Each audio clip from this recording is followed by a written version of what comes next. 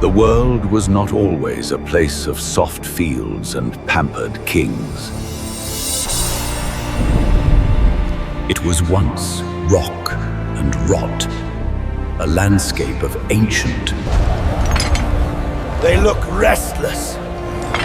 I give the big one an hour before it cracks. They were the livestock of the gilded halls, and their suffering built the Ivory Spire, that monument to human vanity. The aristocrats in their white stone city watched orcs tear each other apart for entertainment, their laughter echoing down to the very mud where their slaves bled. They believed the Orcish spirit was broken. They mistook exhaustion for submission. But a seed of primal fury lay dormant beneath the scars. It waited for a catalyst. Once a champion, a slave king in the blood pits, Vorgath carried the memory of every whip crack, every sneering face. When he finally shattered his chains, his rage was not a fire that flared and died, but a dark. He took his freedom and, with it, he took a symbol, the spiked iron muzzle they had forced upon his...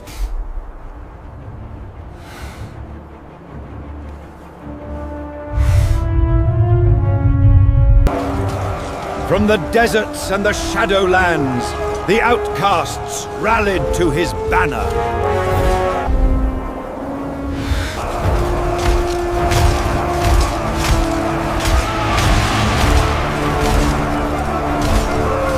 The human realm was weak, distracted by petty squabbles. They had grown soft, forgetting the cost of pride. They had forgotten the sound of the world's original, guttural thunder. It was a sound Vorgath was about to remind them of. Charge! Unchained! Attack the spire!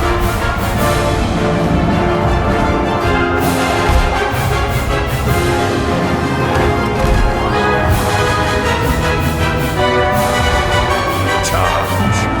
Destroy them all!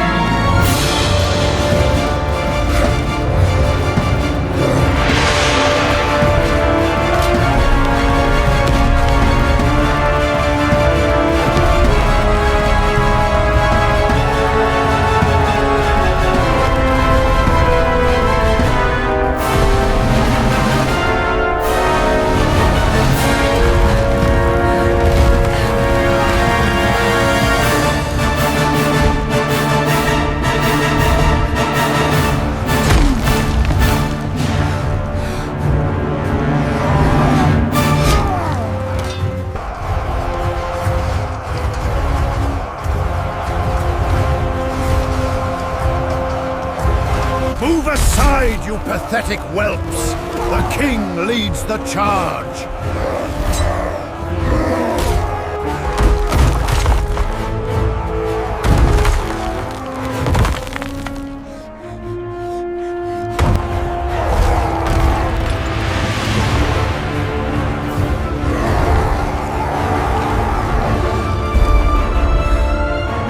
Unleash the chains.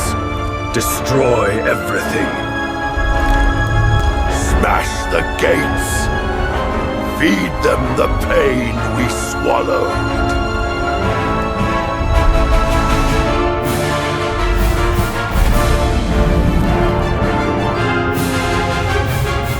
Kill them all. Leave no survivors.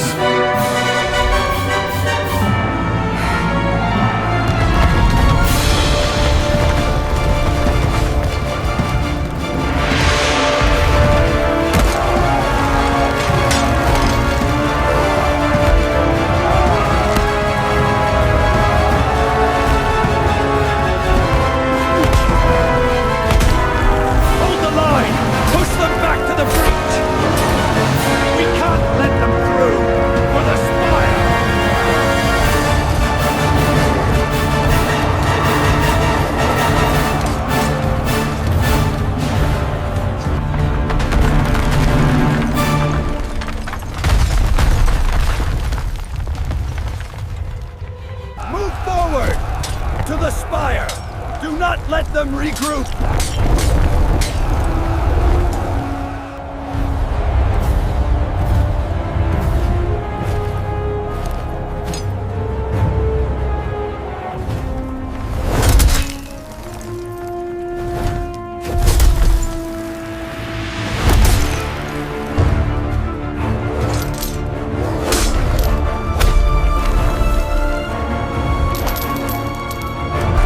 them all! Leave nothing standing! For the Ivory Spire! Hold the gate! Don't let them pass!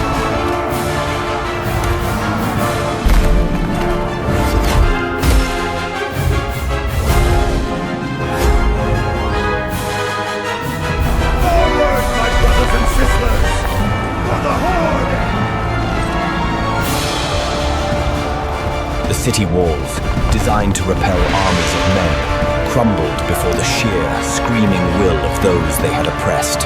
Vorgath, a terrifying spectre in his royal purple cloak and iron muzzle, was the first through the breach. He moved with the brutal efficiency of 1,000 pit fights, his spiked chain whirling. The defenders were terrified. They had never faced true malice, only the staged theatrics of the arena.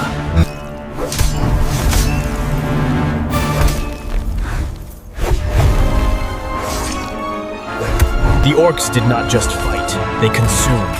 They poured into the avenues, smashing the crystal windows and tearing down the silken bars. Every swing of an axe, every thrust of a broken spear was an act of personal, profound vengeance. Vorthin's personal quest led him unerringly toward the highest point, the council chambers of the aristocratic circle. He climbed over the bodies of the guards who had whipped him, the nobles who had watched him bleed. The iron muzzle focused his breath into ragged, menacing gasps. His eyes, burning white, never left his goal.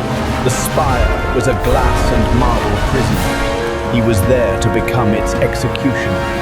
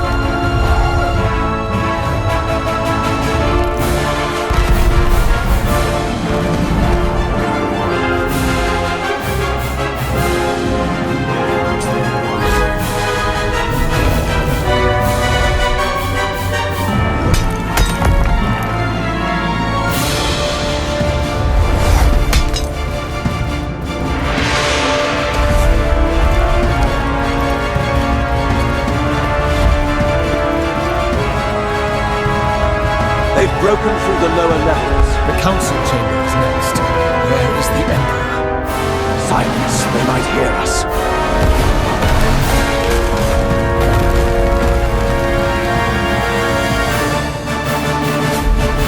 The final confrontation was not a clash of swords, but a shattering of privilege. The remaining lords, pale and panicked, huddled behind their polished desks, their soft hands useless against the Gladiator-King. They screamed about civilization and order, words that tasted like ash to a former slave. Vorgath did not dignify them with a response. His broken polearm, now a brutal axe, fell again and again. The spire was no longer ivory. It was red. The chains were gone, but the primal thunder of the Unchained had finally broken the world of the soft-handed masters. The aristocracy was extinguished, and the Horde stood upon the wreckage of their prison.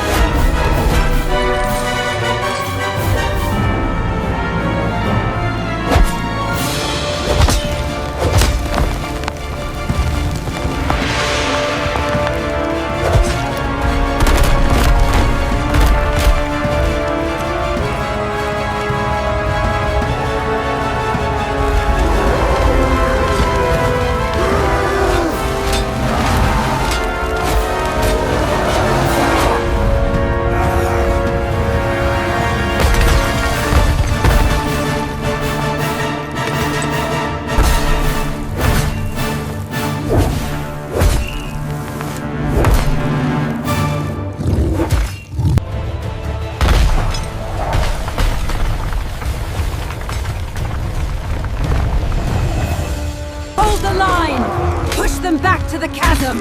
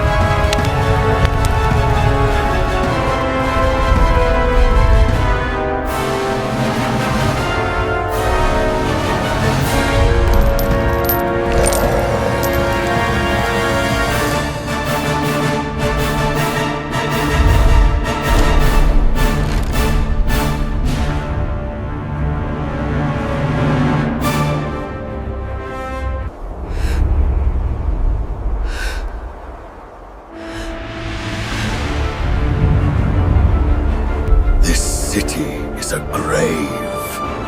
We hunt all who remember chains. You cannot break me.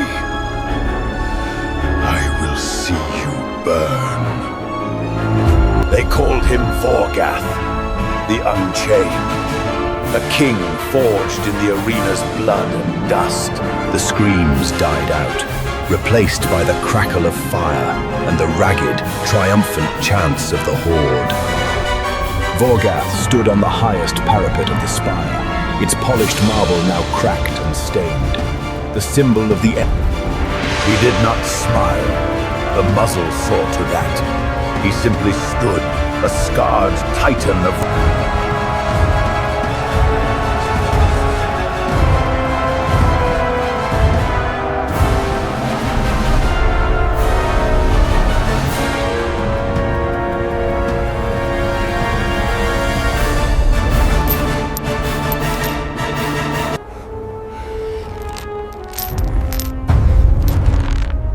Vorgath had shattered his master's world. Now, he would build a new one upon the shards. Charge! For Vorgath! For Vorgath! For the Horde!